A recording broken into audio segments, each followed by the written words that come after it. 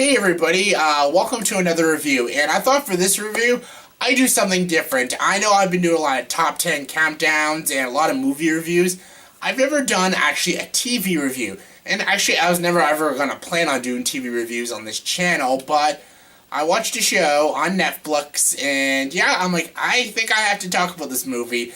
Who knows, I might watch another show and have to talk about it. I do watch a lot of shows, and like Game of Thrones and House of Cards and stuff. But I just don't feel the need to talk about them because I would have to talk about every episode and that would take like 20 minutes. But I think I can talk about this show in a few minutes and I'll try my best. And if you don't know what I'm talking about, well, read the title.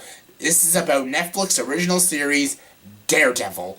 Yes, right when I heard the show's going to come on, I'm like, ooh, I'm pretty excited. So Netflix is going to do a superhero show.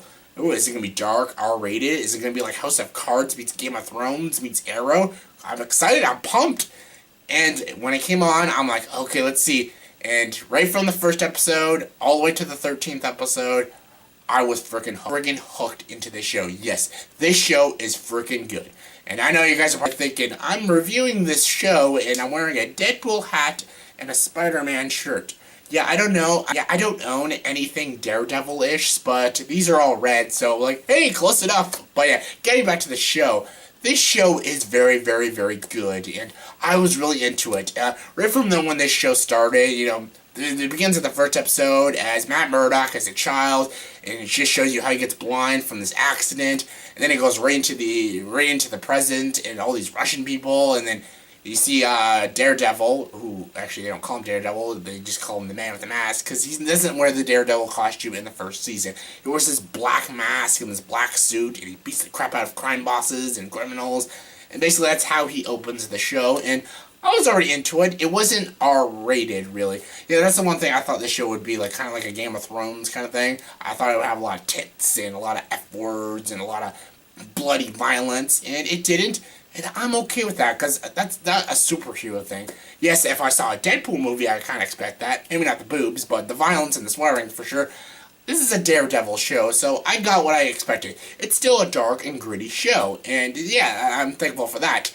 That's the thing about superhero shows. They're never dark, they're never gritty, they always go really safe. Basically because they're on basic cable. And, shows like Smallville, Agents of S.H.I.E.L.D., and Agent Peggy Carter, shows I really don't care for. I did enjoy Smallville when I was younger, but it's too cheesy, and it didn't stay true to Superman, and I don't like Agents of S.H.I.E.L.D. or Agent Peggy Carter. The only superhero show other than Daredevil I like is Arrow. I really like Arrow. Because Arrow, even though it's a PG show, it still gets pretty dark, and actually goes into the psychology of Green Arrow, and none of those shows really do that very well. I haven't really watched Agents of S.H.I.E.L.D. I watched the first half of the first season. I just couldn't get into it. Watched the first episode of Peggy Carter. I'm like, yeah, I'm already hating the show. I watched all the way through Smallville, and even though it has a lot of nostalgia for me, and I grew up with that show because I watched it right when it came on air, I don't know, it was missing so much, and it's a little cheesy, and it was pretty poorly acted. Arrow I do like, but Daredevil is better, and it's darker, it's gritty, and has a much better story. The main actor who plays Matt Murdock / Daredevil is Charlie Cox. Yes, the kid from Stardust plays Daredevil. I'm like, how the fuck is this gonna work? Honestly, he's very, very good in this movie. He's very compelling. He can play the very dark side, but he also can play the blind lawyer very well. And I love how this show teaches you about how Matt Murdock uses his senses. And they even go to an episode of who taught him how to use all this. And that was a very good episode. Yeah, I give you a little hint. It was an old guy that did it. An old blind man. And that's very cliche, very kung fu-ish. But they actually kind of satire it in one episode. Like, isn't that like a ripoff of a kung fu movie? That was pretty funny, but yeah, I love how they show a lot about Matt Murdock. I love his backstory throughout the season. This is only the first season, and I love how he uses his powers, and I love him as Daredevil, or the man with the mask. He's really cool, and I'm looking forward to he's getting the costume now, and I'm really looking forward to him seeing that badass Daredevil costume in Season 2, and yeah, anyways, Charlie Cox is very good in the show. The villain in the show is Wilson Fisk. If you know comic books, you know who Wilson Fisk is. I don't want to spoil who Wilson Fisk is, So yeah, I'm not gonna spoil that, but I know everyone knows who Wilson Fisk is if you know comic books, and yeah, he's played by Vincent D'Onofrio in this show, and he's also really good. I loved Vincent D'Onofrio. He's not like a typical badass businessman, like I'm not afraid of anything. He actually has a lot of fear, and he has a lot of darkness in him. They actually go into a whole episode about his backstory and how fucking psychologically disturbed he is. And yeah, he also shares fear and weakness, and he actually is a pretty compassionate villain. Like, you actually really like him. He's a likable villain.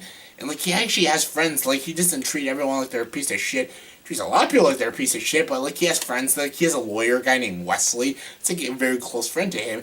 And he actually has a girlfriend who he actually experiences love and care. Like, he actually does care about people, and he does have likability in him, which I like. Yeah, I like to feel sympathy for the villains, too, because villains are people, too. And I really liked what they did with Wilson Fisk's character, and Vincent D'Onofrio played him so freaking good, and yeah, he's a very good choice to play that role. Of course, in the show, the superhero has to have his sidekicks. Yeah, Matt Murdock has two sidekicks, basically. One's a lawyer assistant, and one's his best buddy.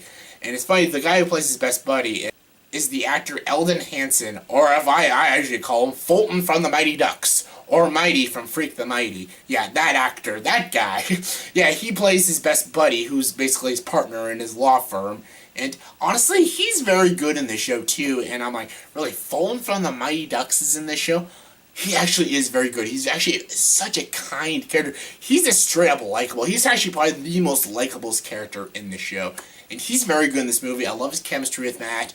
And I love, there's an episode, he finds out something, and it's a really well done episode. It actually shows that this guy actually is a good actor. And they actually go into the backstory of him and Matt, and I loved their backstory. It shows you that they are such good friends. Like in the first few episodes, I'm like, yeah, they have a little bit of chemistry, but when the episodes keep going, they actually have a better and better chemistry, and it shows the relationship more. It goes into depth with it more, and I really liked them, and I really liked them both in the show, and I really liked his buddy, and I liked that actor who played him.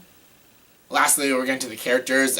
We have the nurse character, who's also the sort of love interest, played by a big actress, Rosario Dawson. Like, hey, Rosario Dawson's in a TV show. That's cool. Yeah, she basically is a nurse who figures out Matt's secret, and basically she's the one that patches him up every time he gets hurt. And yeah, they actually kind of have a little romance going, but then he kind of breaks it off. That was the one cliche thing the show did. Like, he breaks it off with her because he doesn't want her to get hurt, and he like keeps his friends distant because he doesn't want them to get hurt. But then he does realize, like, you need your friends. You can't just die alone and everything. And, yeah, Rosario Dawson actually in one episode brings up a very good point. She's like, do you know how Christ died? He died bloody and alone, and that's how you're going to die. And I really liked that. That was very good. That was a really good eye-opener for Matt's character. And I like Rosario Dawson in this show. She's very good. She's not a typical damsel in distress. She can handle herself, and she's a very good actress, and she's great in this show. So yeah, when it came to the characters and the actors, they were all really solid. Yeah, so now when it comes to the actual writing, the writing in the show is very good. There's some, like, cliche, formulaic things, but they do work. They actually, all these characters are very three-dimensional characters, which is really good, and it's pretty easy to do, because you have a fucking TV show. You have a lot to establish character, a lot of character development, a lot of character interactions you can go through, because you have 13 fucking episodes. You can do a lot of character study and learn a lot about them. And some shows choose to ignore that, and they just say, hey, just throw in some mindless action or some pointless romance like Smallville fucking did. And I don't like that. This show actually made us care for these characters, feel like we're a part of the team, made us feel like we're in the show with them, and felt like real people. This show had a lot of realism in it. It was dark, it was gritty, and very realistic. And that is all thanks to good writing and very good direction. And yeah, the creator of the show is Drew Goddard. Drew Goddard is a good buddy of Joss Whedon. He actually wrote a lot of episodes of Dollhouse, Buffy, and Angel, and he was the director of Cabin in the Woods. So when I found out he was the creator of the show, I'm like, yes, this show's gonna be fucking awesome. And honestly, this show is fucking awesome. It's really good. The action's great. The writing is great. The characters are good. And this is just the first season, and I'm already excited. I'm excited what Season 2 has in store for us. I'm so freaking pumped. By the end of the last episode of the first season, I'm like, oh my god, when is Season 2 coming? And obviously, I gotta wait a year, and just like Game of Thrones, it's too long. Bring more episodes to me. And yeah. Yeah, I really like this show. This was a really good show. I don't have many complaints about it. It is a little formulaic at times, and sometimes the main character does do cliche things like a typical superhero does, like distance himself, and I'm like, oh, try something different for God's sakes. But I still liked it. I was into the characters. Charlie Cox is a really good Matt Murdock and a good Daredevil. Can't wait to see him with the badass suit in Season 2. I like his friends. They're very caring characters and very likable characters. I like the villain Wilson Fisk. Vincent D'Onofrio is fantastic.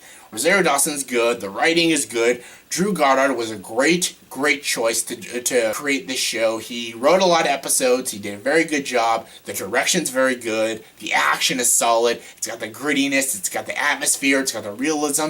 And I actually feel like I'm watching the real Daredevil. Yes, we don't have the shitty Ben Affleck movie now. We actually have a good TV show showing the real Daredevil. And I am so freaking pumped.